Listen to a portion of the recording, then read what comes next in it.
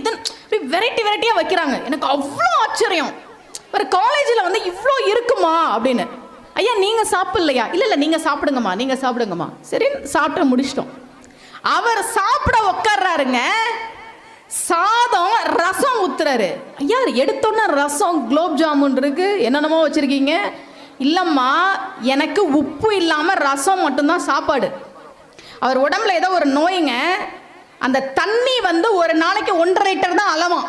நீங்கள் குடிக்கிற தண்ணி சாப்பாட்டோட சேர்த்து.